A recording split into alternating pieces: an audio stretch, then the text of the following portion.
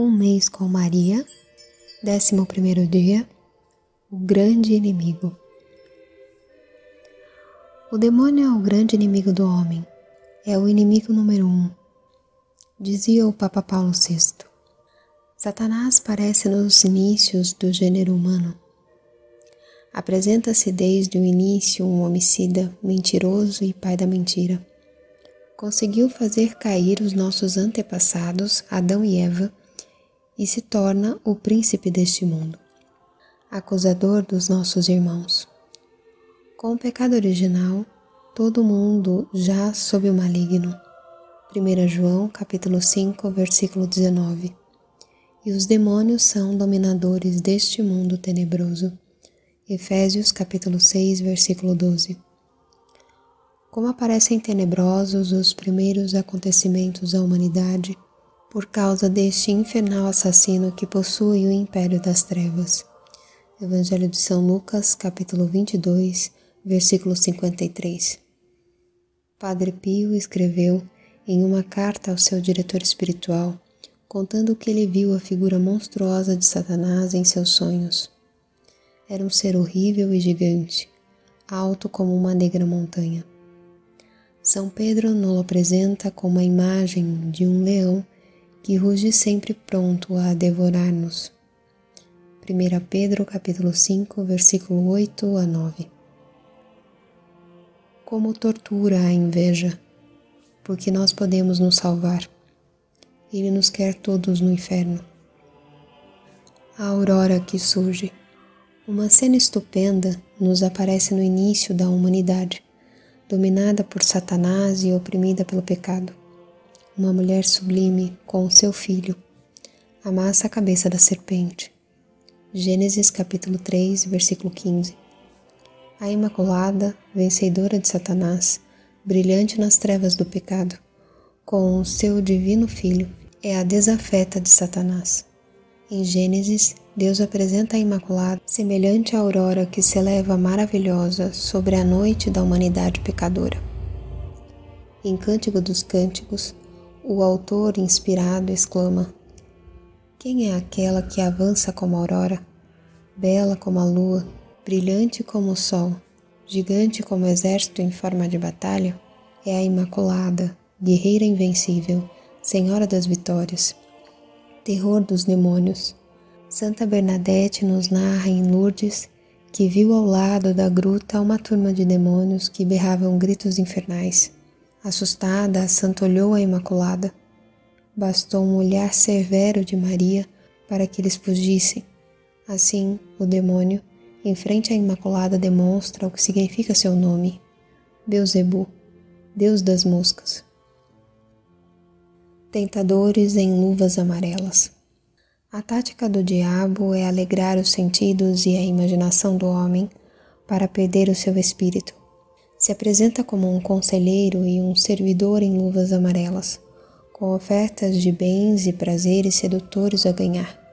Fez isso com Eva, Gênesis capítulo 3, versículo 1 a 7, com nosso Senhor Jesus Cristo, Evangelho de São Mateus, capítulo 4, versículo de 1 a 11, e com os santos de todos os tempos, São Bento, São Francisco de Assis, Santa Teresa d'Ávila, Santo Cura d'Ars, Dom Bosco, Padre Pio. Hábil e na defensiva, o demônio sabe servir-se de tudo para nos arruinar.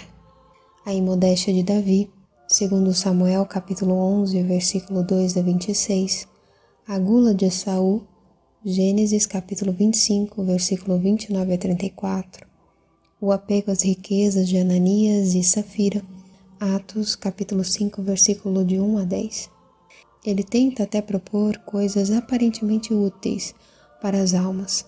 Sabe-se que o Santo Cura d'Ars pregava de maneira simples, fecunda de graças para as almas. Cheio de premuras, o diabo foi a ele exortando-o a pregar de modo difícil, assegurando-lhe a fama de grande pregador. O santo adivinhou o engano, recusou-se e continuou com seus sermões simples e eficazes. Pagou com muitos despeitos furiosos que o demônio lhe fez dia e noite. Os 4 estúpidos. Satanás tem uma obra-prima, convencer os homens que ele não existe. Conquistando isso, trata os homens como bonecos.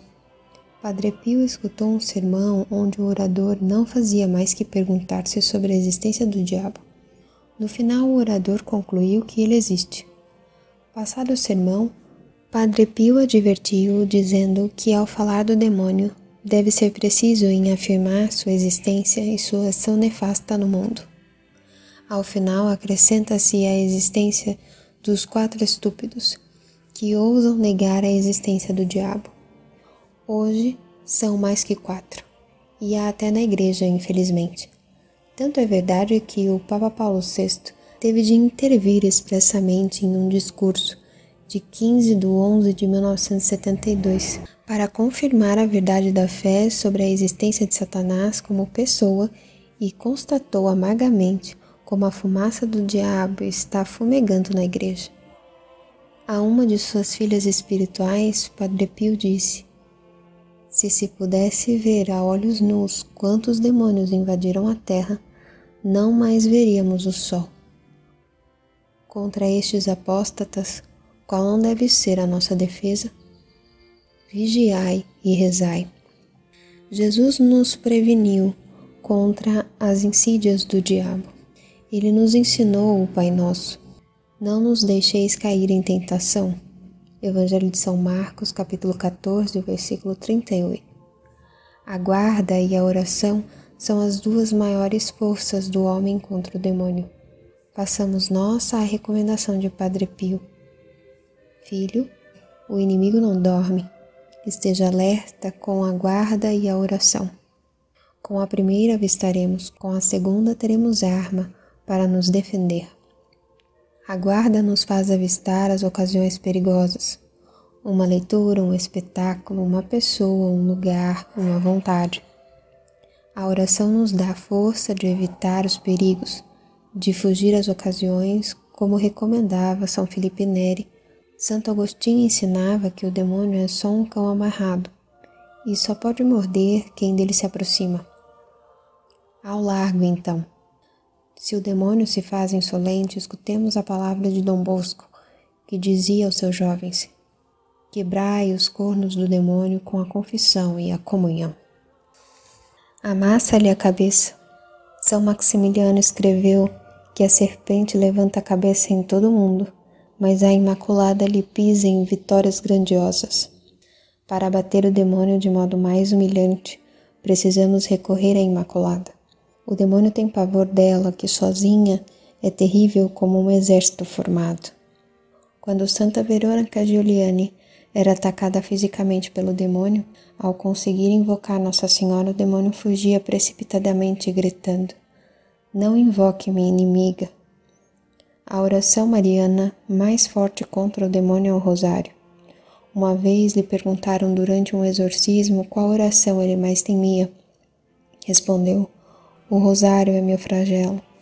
Se os cristãos levassem consigo e usassem a miúde esse flagelo dos demônios, quantas ruínas, desventuras e pecados há menos sobre a terra. Votos do dia: levar consigo o rosário e recitá-lo na tentação, oferecer hoje uma mortificação contra a gula, ler e meditar a página do Evangelho sobre as tentações de Jesus no deserto. Evangelho de São Marcos, capítulo 4, versículo de 1 a 11. Ó Santíssima Virgem Maria, ó Santo Anjo da Guarda, fazei-nos fazer a vontade de Deus.